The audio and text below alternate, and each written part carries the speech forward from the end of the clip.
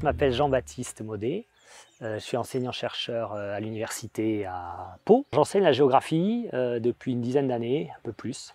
Plus précisément, je travaille en géographie culturelle.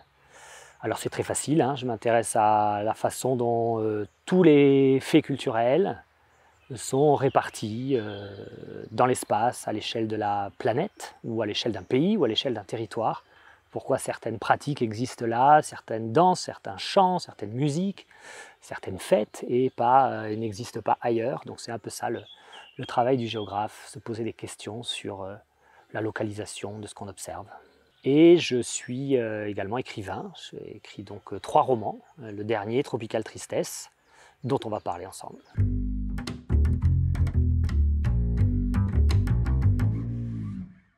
Alors j'ai choisi ce lieu qui est une forêt, comme vous pouvez le voir, une très jolie petite forêt, qui alors n'est pas du tout la forêt amazonienne, mais pour moi et pour mon héroïne Jeanne Beaulieu, une forêt reste une forêt. Donc elle connaît très peu la forêt amazonienne dans laquelle elle va partir à la recherche de son Indien, mais elle voyage avec dans sa tête tout un imaginaire très riche autour de la forêt, des animaux, des plantes.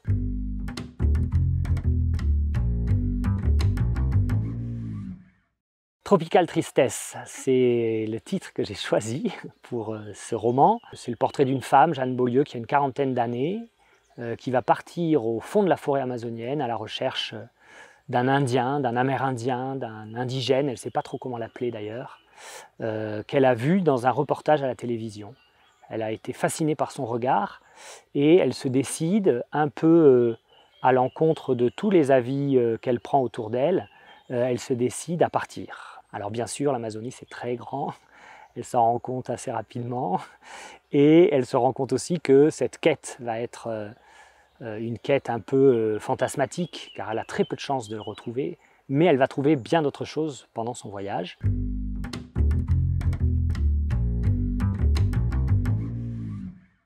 Elle va aller à la rencontre de Claude Lévi-Strauss et de son célèbre livre « Triste tropique », raison pour laquelle je me suis permis d'inverser le titre de ce célèbre ouvrage d'anthropologie.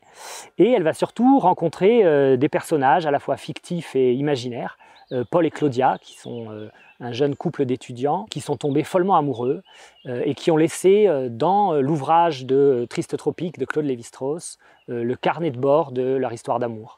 Donc Jeanne Beaulieu essaie surtout pendant son voyage, tout en relisant le travail de Claude Lévi-Strauss, enfin son livre, elle essaie de reconstituer ce qui est arrivé à Paul et Claudia et elle se lance dans cette aventure donc avec plein de désirs assez contradictoires, celui de retrouver son Indien, le bonheur de rentrer dans l'œuvre de Claude Lévi-Strauss et elle essaie de reconstruire cette histoire d'amour qu'ont vécu Paul et Claudia pendant leur séjour au Brésil. Voilà.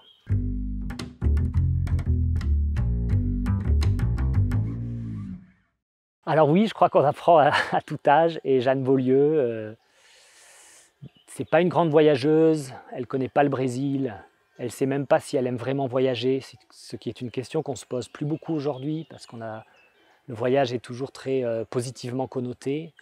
Et Jeanne Beaulieu, elle ne se ment pas, elle a son franc-parler, tout le livre est à la première personne, donc on est dans la tête de Jeanne Beaulieu et au présent. Et c'est effectivement pour elle un moment assez unique dans sa vie où elle réfléchit, arrivée à cet âge-là de 40 ans, elle réfléchit à tout ce qu'elle a réussi, tout ce qu'elle a raté, les raisons qui l'ont poussée à venir au Brésil. Donc c'est un peu un roman initiatique pour elle, c'est aussi un roman... un faux roman d'exploration, on pourrait dire, parce que Jeanne Beaulieu, c'est pas le portrait d'une exploratrice qui va partir à la rencontre de cette forêt amazonienne pleine de dangers et de mystères. C'est surtout le portrait, comme elle le dit elle-même, d'une extrapoleuse plutôt que d'une exploratrice. Et elle va surtout imaginer quantité de choses dans la forêt, qui est un lieu, on pourrait dire, oui, très évocateur et très puissant en termes d'imaginaire.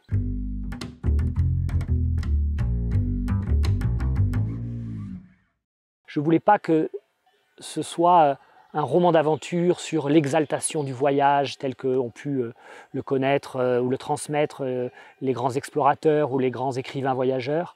Je voulais plutôt que ce soit le portrait d'une femme qui a du mal à voyager, qui se pose des questions toutes simples parce qu'on a toujours l'impression que le voyage c'est très facile. Il y a beaucoup de publicités qui nous attirent pour aller dans des endroits merveilleux, mais un voyage, ça peut aussi au quotidien représenter une source d'angoisse, une source d'émotions débordantes, des surprises, des déceptions.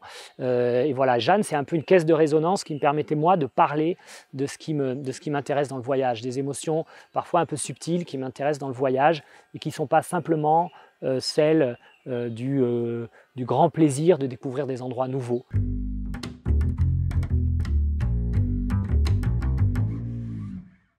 C'est évidemment quelque chose qui m'a posé à la fois des difficultés, mais qui surtout m'a beaucoup amusé. Ça a débloqué mon écriture. Ce sont des raisons un peu difficiles à expliquer parce que au départ, Jeanne Beaulieu aurait très bien pu être un homme. J'avais même imaginé le roman avec un homme qui partait en Amazonie. Et finalement, le fait de me mettre dans la peau d'une femme a permis à la fois pour moi de créer une distance avec le personnage parce que c'est un personnage qui parle à la première personne. Et lorsque j'écrivais l'histoire d'un homme qui partait dans la forêt amazonienne à la première personne, finalement j'étais très collé à ma voix personnelle. Me mettre dans la peau de Jeanne Beaulieu m'a permis précisément de créer une ironie, une distance.